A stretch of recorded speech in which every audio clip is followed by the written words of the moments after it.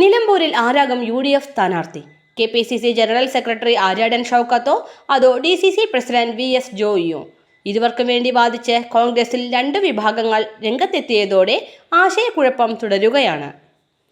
മുസ്ലിം league തുറന്ന അഭിപ്രായം പറയുന്നില്ലെങ്കിലും ഷൗക്കത്ത് വിഭാഗം സമ്മർദ്ദതന്ത്രം പയറ്റുന്നുണ്ട്. ഗ്രൂപ്പിസത്തിനോടൊപ്പം സാമുദായിക സമവാക്യങ്ങളും സ്ഥാനാർത്ഥി നിർണയത്തിൽ നിർണായകമാകുമെന്ന് ഉറപ്പാണ്. VS ജോയിക്കൊപ്പം നിൽക്കുന്ന PV അൻവർ ആര്യാടൻ ഷൗക്കത്തിനെ സ്ഥാനാർത്ഥിയാക്കിയാൽ ഇടയുമോ എന്ന ആശങ്ക കോൺഗ്രസിനുണ്ട്. ആര്യാടൻ മുഹമ്മദ് 34 വർഷം MLA ആയിരുന്ന നിലമ്പൂരിൽ ആര്യാടൻ മത്സര രംഗത്ത് നിന്നും മാറിയ 2016-ൽ മകൻ ആര്യാടൻ ഷൗക്കത്തിനെ പരാജയപ്പെടുത്തിയാണ് PV അൻവർ ഇടതു സ്വതന്ത്രനായി നിയമസഭയിലെത്തിയത്.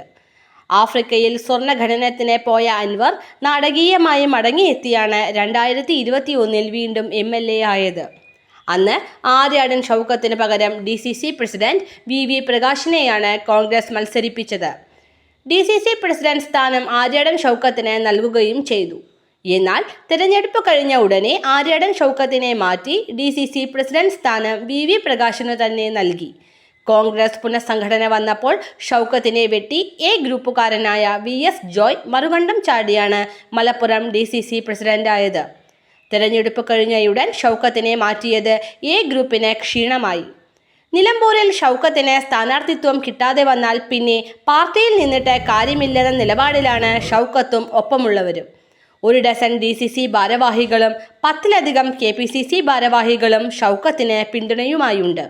മലപ്പുറത്തെ കോൺഗ്രസിന്റെ നിയന്ത്രണം കൈയാളുന്ന AP അനിൽകുമാറിനോട് Shoukath പക്ഷക്കാർക്ക് പ്രതിഷേധമുണ്ട്. VS ജോയിയെ Malappuram DCC പ്രസിഡന്റാക്കിയതിൽ AP അനിൽകുമാറിന്റെ വലിയ പങ്കാണ് ഈ പ്രതിഷേധത്തിന് കാരണം. സാമുദായിക പ്രാതിനിധ്യം അട്ടിമറിച്ചാണ് ജോയിയെ കൊണ്ടുവന്നതെന്ന വിമർശനവും നിലനിൽക്കുന്നു. AP അനിൽകുമാർ A ഗ്രൂപ്പിനെയും ആര്യാടൻ മുഹമ്മദിനെ ഒപ്പം നിന്നവരെയും വെട്ടിനിരത്തുന്നു എന്ന പരാതിയും ശക്തിയാർജിച്ചിരിക്കുകയാണ്. നിലമ്പൂരിൽ 46% മുസ്ലിങ്ങളും 43% ഹിന്ദുക്കളും 11% ക്രിസ്ത്യാനികളുമാണ് ഉള്ളത്. മലബാറിൽ ക്രൈസ്തവ സ്ഥാനാർത്ഥികളെ പരിഗണിക്കണമെന്ന സഭകളുടെ ആവശ്യത്തിന് മുൻതൂക്കം നൽകണമെന്നാണ് ജോയിയെ അനുകൂലിക്കുന്നവരുടെ വാദം. എന്നാൽ ഷൗക്കത്ത് വിഭാഗം ഈ വാദത്തെ ഖണ്ഡിക്കുന്നത് ക്രൈസ്തവരിലെ പുതുതലമുറ സഭകളിലൊന്നിൻ്റെ ഭാഗമാണ് VS ജോയ് എന്ന മറുവാദം ഉന്നയിച്ചാണ്.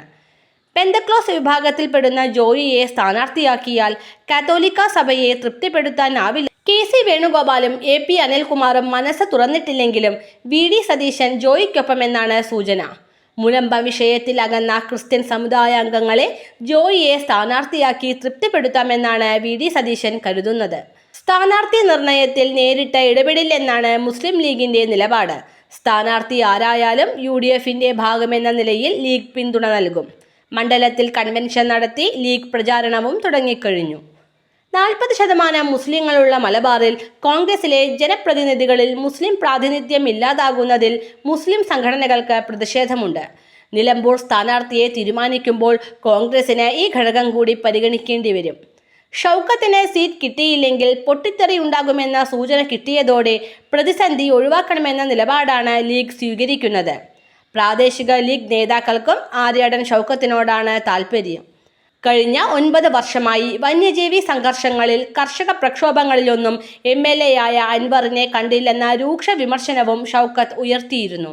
ഇതോടെയാണ് നിലമ്പൂരിൽ UDF സ്ഥാനാർത്ഥിയായി ഷൗക്കത്തിനെ തള്ളി ജോയിയെ നിർദ്ദേശിച്ച് അൻവർ രംഗത്തെത്തിയത്. നേരത്തെ കിൻഡർ ജോയി എന്നും DCC ഓഫീസ് അടിച്ചുവാരാൻ പോലും യോഗ്യതയില്ലാത്തവനെന്നുമായിരുന്നു ജോയിക്കെതിരെ അൻവറിന്റെ പരിഹാസങ്ങൾ.